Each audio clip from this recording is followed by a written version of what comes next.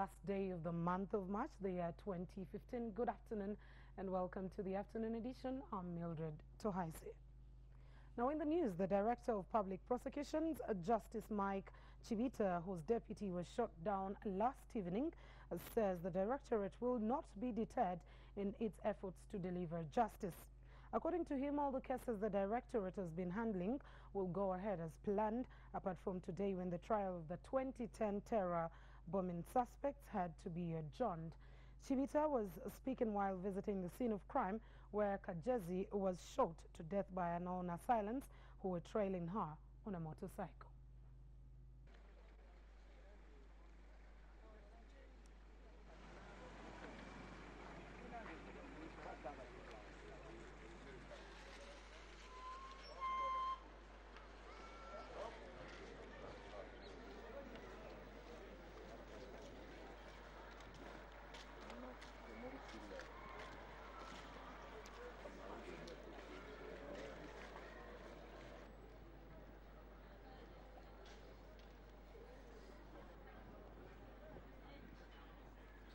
Okuva mu kibuga gye yavudde byatuuse mu kiwaatule mu kafuwano wenyini we tuli yabadde agula emiyembe naye ndowooza mu positioni y'okuba nti asasula emiyembe yadde akyuse bw'ati abasajja bajjidde ku boodabooda babiri n'okuba amasasi naye nga bazze nga kigendererwa kyabwe kyabadde kyakumutta naye singa yatayimiridde wano kuyimirira kugula miyembe babadde bajja musanga badde bajja kusinkana ku geeti ye ewaka ku Firina Road bwasula.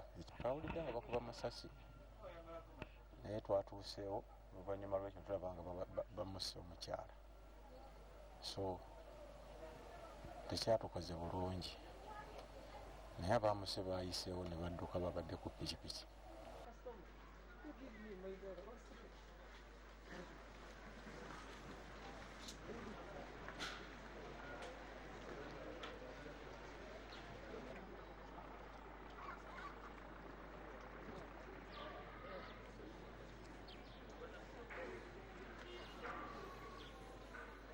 A new battle has been opened up against judicial officers and state attorneys, law enforcement in general, because in the history of this country, I think this is the first time that a prosecutor is shot, we believe, in the line of fire, because she was coming from duty, and as you know, she's handling some very many cases. We don't know yet what they think, but the natural suspicion. So this is new for all of us in the profession, but in case it was meant to scare and intimidate, I would like to assure the whole country that we at the Directorate, this just increases our resolve to fight crime and will not be deterred by this. The Uganda People's Defense Forces, UPDF, has retired 503 Army officers, which is the first batch of those to be retired in this group of 728.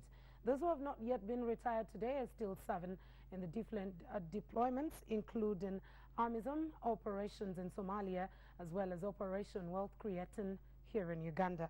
The retired officers were thanked for their services atop the country and were awarded certificates of retirement. Here are some of the highlights sent by our crew there on phone.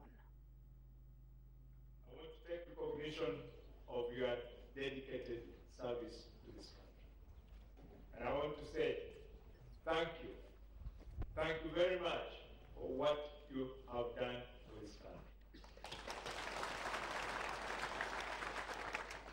It's because of your sweat, your dedication, that now we can afford to send people home.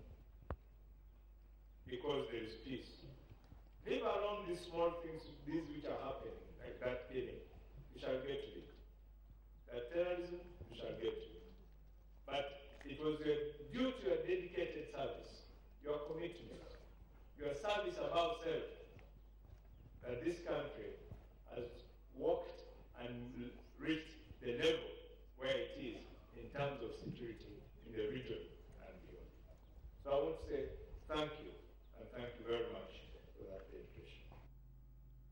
Elsewhere in the world, partial results from Nigeria's election gives ex-military ruler Muhammadu Buhari more votes than the incumbent president Goodluck Jonathan.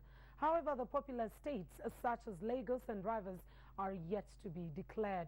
With just over half of Nigeria's states declared, General Buhari's All Progressives Congress was reported to be ahead by some 2 million votes. We have more results were due to be announced after 10 local time on Tuesday. Well, the results from 18 other states in this presidential election are yet to be announced, including Nigeria's most populous state, Lagos, which has a population of some 17 to 20 million people and the highest number of registered voters. Once there's a clear winner in terms of the national picture, one candidate getting the majority of the votes, there is another phase to this, which is that the winner of this election has to also get at least 25% of the votes in 2/3 of Nigeria's 36 states. We know from the release of data so far from the Electoral Commission that the main opposition presidential candidate, Muhammadu Buhari, is leading by some 2 million votes. But with 18 other states still to be announced, that could change. The Electoral Commission and the key candidates are calling on Nigerians just to be patient and let the Electoral Commission do its job. Grace Ohowariome worries about the next few days. She works at a market in the commercial capital Lagos. Now that voting in Nigeria's